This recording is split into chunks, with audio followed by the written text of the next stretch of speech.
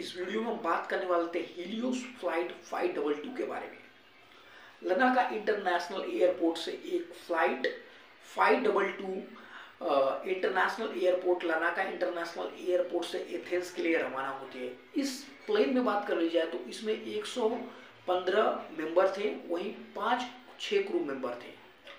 इस बात करी जाए इस प्लेन की, तो इस प्लेन में पूरे कैप्टन की बात कर ली जाए तो इस प्लेन को कैप्टन हंस जुगन मार्टनबर्ग दूसरे के फ्लाइट अटेंडेंट्स कैप्टन थे जो कि इस प्लेन को उड़ा रहे थे। इनकी बात कर ली जाए तो ये 59 इयर्स ओल्ड के थे और इनके एक्सपीरियंस की बात कर ली जाए तो इन्हें टोटल 16,000 घंटे फ्लाइट का एक्सपीरियंस था, यानी कि 16,500 घंटे फ्लाइट उड़ाने का इनको एक्सपीरियंस था। और वही को पायलट की बात कर ली जाए यानी फर्स्ट ऑफिसर की बात कर ली जाए तो पैम्पोस चार्लेम्बोस जो कि मात्र 51 इयर्स ओल्ड के थे। इन्हें एक्सपीरियंस की बात कर ली जाए तो 6,500 घंटे का फ्लाइट एक्सपीरियंस था। वहीं बोइंग की बात कर ली जाए जो कि हीलियोस फ्लाइट थी, एक बोइंग 737 का प्लेन था, तो इसे उड़ाने की बात कर ली जाए तो 3,500 आवर का एक्सपीरियंस इन्हें भी था। तो यानी कि दोनों प्लेन कह सकते हैं कि दोनों जो पायलट थे उन्हें अच्छा खासा एक्सपीरियंस था हीलियोस को उड़ाने का।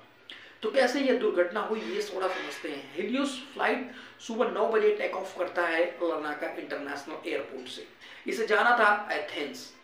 इस जर्नी को कंप्लीट करने में 1 घंटे 45 मिनट का समय था। हालांकि एटीसी से इसे क्लियरेंस मिलने के बाद इसे धीरे धीरे टेक ऑफ किया जाता है। हालांकि जो फ्लाइट होती है 250 से 300 किलोमीटर आर की स्पीड से इन्हें टेक ऑफ किया जाता है, क्योंकि क्षोभ मंडल जो होता है, जो ट्रोपोस्फीयर होता है, उसमें बहुत सारी गैसेस होती हैं। अगर आप इसमें स्पीड ज़्यादा कर देते हैं तो प्लेन इसी तरीके ही क्रैश हो सकता है, इसमें संभावना बढ़ जाती है। इसलिए जो क्षोभ मंडल होता है यानी जो ट्रोपोस्फीयर होता है उसमें प्लेन को 250 से 300 किलोमीटर आर की स्पीड से धीरे धीरे इसे टेक ऑफ किया जाता है।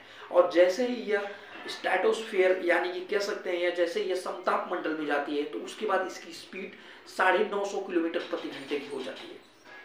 हालांकि इस प्लेन को भी ठीक ऐसे ही उड़ाया गया था, इसमें कोई तकलीफ नहीं थी, या धीरे धीरे प्लेन कह सकते हैं कि टेक ऑफ करता है लनाका इंटरनेशनल एयरपोर्ट से। क्षोभ मंडल में तो हालांकि कुछ नहीं प्रॉब्लम होता, जैसे ही समताप मंडल में जाना स्टार्ट करता है वैसे ही प्लेन का जो केबिन का प्रेशर होता है धीरे धीरे कम होना चालू हो जाता है। क्योंकि जो प्लेन का केबिन प्रेशर होता है इसमें एक वॉल से इसे कंट्रोल किया जाता है जो कि ऑटोमेटिक होती है, यानी कि इसे ऑटो मोड पे होता है। जैसे ये ऑटो मोड पे होगा, प्लेन का जो इंजन होता है उसका जो कंप्रेसर होता है वहां से वो क्या करता है कि एयर को सक करता है और केबिन के प्रेशर को, जो केबिन के अंदर जो प्रेशर होता है उसे मेंटेन करता है। अब ये थोड़ा समझेंगे हम केबिन प्रेशर क्या होता है। जैसा कि आप जानते हो कि आप जमीन पर रहते हो, क्षोभ मंडल है, यहाँ पे बहुत सारी गैसें होती है जिनका दबाव हमारे ऊपर लगातार लगते रहता है, तो हमें इस कंडीशन में रहने की आदत है और हमारा बॉडी भी इसी कंडीशन को एडजस्ट करता है। लेकिन जैसा प्लेन में हम जानते हो कि जैसे हम क्षोभ मंडल से पार करते हैं, समताप मंडल में जाते हैं, तो वहां पे प्रेशर बहुत ही कम हो जाता है। ऐसे भी कह सकते हैं हमारी बॉडी के अंदर भी प्रेशर होता है जिसे हम ब्लड प्रेशर कहते हैं, और ये लगातार हमें पॉइंट करते रहता है। जैसा कि आप जानते हो ब्लड प्रेशर को एटमॉस्फेरिक प्रेशर जो होता है बैलेंस कर देता है, लेकिन ये कंडीशन तब काम करता है जब हम जमीन में हैं। जैसे हम कि एरोप्लेन में समताप मंडल में जाते हैं तो ये प्रेशर काम करना बंद कर देता है, क्योंकि तब हमें बाहर का भी प्रेशर एटमॉस्फेरिक कितना चाहिए दोनों प्रेशर को मेंटेन करने के लिए। अदरवाइज क्या होगा कि ब्लड जो हमारा है बाहर आ जाएगा, क्योंकि ब्लड का 120/80 यानी कि 120 के प्रेशर से जाता है और 80 के प्रेशर से आता है। तो ऐसे में अगर प्रेशर बाहर साइड कम होता है तो यह ब्लड बाहर भी आ सकता है। तो ऐसे में ब्लड बाहर न आए तो इसे मेंटेन करने के लिए केबिन के अंदर प्रेशराइज एयर को भरा जाता है, और ये प्रेशराइज एयर जो होता है इंजन से ही लिया जाता है। इंजन के अंदर होता है कंप्रेसर, उसी कंप्रेसर से कनेक्शन एक दिया जाता है केबिन के अंदर, और इसे जो होता है इसे ऑपरेट किया जाता है एक फ्लो कंट्रोल वॉल्व के थ्रू। और इस flow control valve Helios flight की बात करी जाए तो इस फ्लो कंट्रोल वॉल्व को मैनुअल मोड पे रखा गया था। अब ये मैनुअल मोड पे क्यों रखा गया था थोड़ा वो समझते हैं। अभी हम थोड़ा बात कर लेते हैं थोड़ा पीछे जाके। तो जो हीलियोस फ्लाइट थे 522 इंटरनेशनल लनाका इंटरनेशनल एयरपोर्ट से जो फ्लाइट एथेंस जा रही थी, उससे पहले यह फ्लाइट लंदन से एथेंस आई थी। अब ये जैसे लंदन से एथेंस आती है फ्लाइट, तो इस फ्लाइट में जो कैप्टन होता है उसे कुछ शिकायत होती है कि उसका जो दरवाजा है, जो विंड है, वहां पे एक आवाज आ रही है, यानी कि कह सकते हैं इसमें नॉइज प्रोड्यूस होता है टेक ऑफ के दौरान। तो इसे चेकअप के लिए मेंटेनेंस में भेज दिया गया था।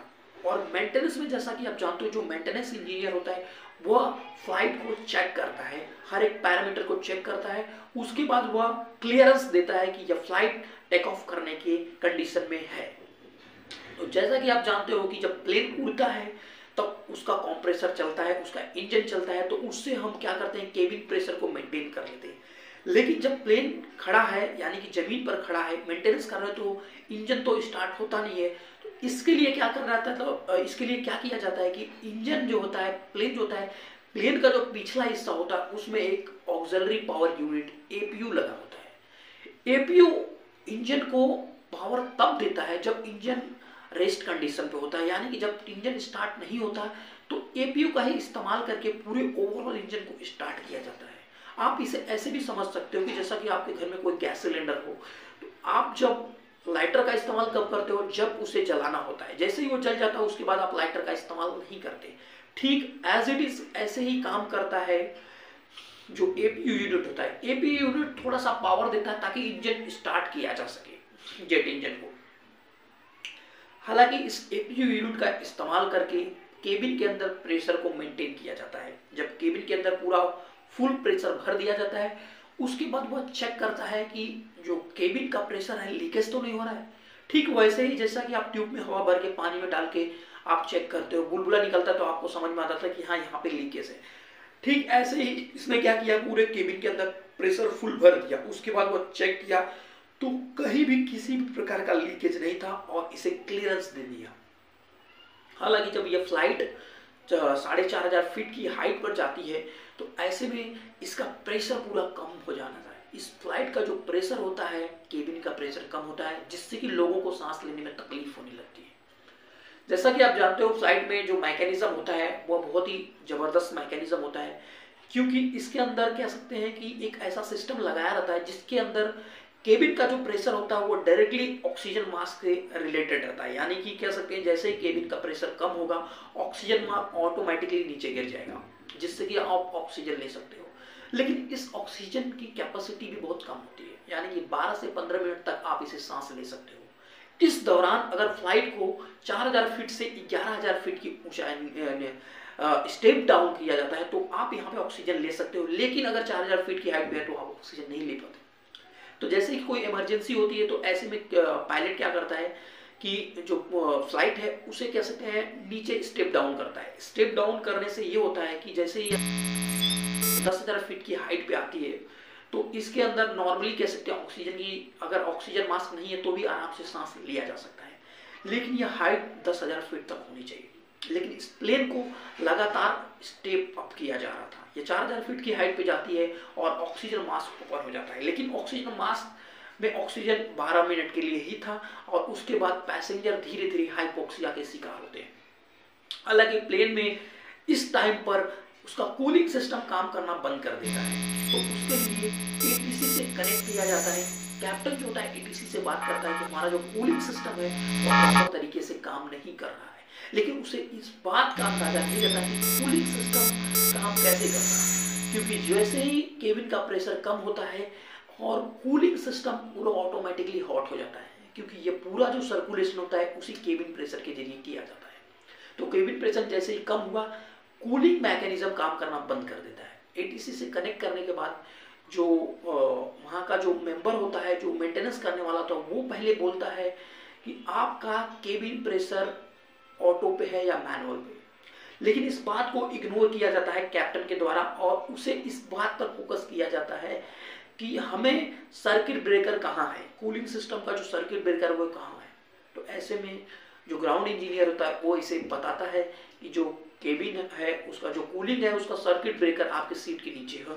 इतना बोलने के बाद जो कनेक्शन होता है एटीसी से छूट जाता है। और वही बात कर लीजिए, जैसे ही प्लेन के जो सर्किट ब्रेकर है उसे बंद किया जाता है, उससे पहले ही यह प्लेन जो होता है, जो कैप्टन होता है, पूरी तरीके से हाइपोक्सिया का शिकार हो जाता है। हाइपोक्सिया का शिकार होने से क्या होता है कि बॉडी के अंदर क्या होता है कि ऑक्सीजन की मात्रा कम हो जाती है। आप इसे ऐसे भी समझ सकते हो कि बॉडी में जो अपने को एनर्जी जो मिलती है वो माइटोकॉन्ड्रिया ही एनर्जी क्रिएट करता है, जिसका हम यूटिलाइज करके दौड़ धूप सकते हैं या कोई भी एक्टिविटीज बॉडी कर सकती है। वो माइटोकॉन्ड्रिया क्या होता है कि ये क्या करता है कि हमें एनर्जी प्रोवाइड करता है। और ये एनर्जी कैसे प्रोवाइड करता है? ऑक्सीजन की जरूरत होती है इसे। जैसे ऑक्सीजन सप्लाई कम हुई, एनर्जी का लेवल घटते गया और इसमें सोचने समझने की क्षमता जो होती है बहुत ही ज़्यादा कम हो जाती है। तो ऐसे में हाइपोक्सिया का शिकार दोनों पायलट हो गए। जैसा कि आप जानते हो कि जब किसी भी प्लेन को उड़ाया जाता है तो उसमें पहले ही जीपीएस सेट कर दिया जाता है कि इस प्लेन को यहाँ से यहाँ जाना है। यानी कि लार्नाका इंटरनेशनल एयरपोर्ट से एथेंस के जो होल्डिंग पैटर्न होता है वहां तक वो फिक्स होता है कि यहाँ से प्लेन वो होल्डिंग पैटर्न पे चला जाएगा। उसके बाद इसे ग्राउंड करने के लिए या कह सकते हैं इसे लैंडिंग करने के लिए एटीसी से परमिशन लेनी पड़ती है। तो ये सेट था, हालांकि होल्डिंग पैटर्न पे चला गया और जैसे ही घूम रहा था एटीसी लगातार इसे कांटेक्ट करने की कोशिश कर रहा था, लेकिन एटीसी से कांटेक्ट नहीं हो पा रहा था। तो एटीसी ने क्या किया कि एटीसी ने 2 प्लेन को लगाया, F-16 2 प्लेन को साइड में लगाया कि जाओ चेक करो कि आखिर इस प्लेन को हमारा जो एटीसी से हमें कनेक्शन क्यों नहीं मिल रहा है या कनेक्ट क्यों नहीं कर पा रहा है और ये लगातार होल्डिंग पैटर्न में क्या कर रहा है। तो जैसे कि F-16 प्लेन को साइड में लगाया गया, प्लेन की स्पीड बहुत ज़्यादा होती है, जो फाइटर जेट होते हैं उन्हें आगे जाके उन्हें जैसे देखा तो केबिन में था जो वहाँ का पायलट था, उसका जो बॉडी था, जो नोज था वह झुका हुआ था सर, और एक कैप्टन की सीट खाली थी। ऐसे में एटीसी को या प्लेन में रहे जो एक्टिविटीज है, जैसे ही F-16 को देखा जाता है कोई भी एक्टिविटीज नहीं होती, जिससे कि जो फाइटर जेट जो प्लेन उड़ाते हैं उन्होंने देखा कि कोई भी पैसेंजर सबका ऑक्सीजन मास्क निकला हुआ है और सब बेचारे नीचे मुंडी करके पड़े हुए हैं। तो ऐसे में क्या किया गया कि उसे प्लेन को नीचे लाने की जगह एक क्रू मेंबर था जो कि लोगों को हटाते हुए ऑक्सीजन मास्क का इस्तेमाल करके वह केबिन में दाखिल हुआ और वह प्लेन को दूसरी डायरेक्शन में चेंज कर दिया और यह प्लेन पूरी तरीके से कहीं अर्बन इलाके में न क्रैश हो, इसके लिए किसी पहाड़ी इलाके में इसे क्रैश कर दिया गया। तो इस तरह से कह सकते हैं छोटी सी गलती जो पूरे क्रू मेंबर की जान ले ली। तो ये वीडियो आपको कैसा लगा कमेंट्स में जरूर बताएं। मिलते हैं अगली वीडियो में।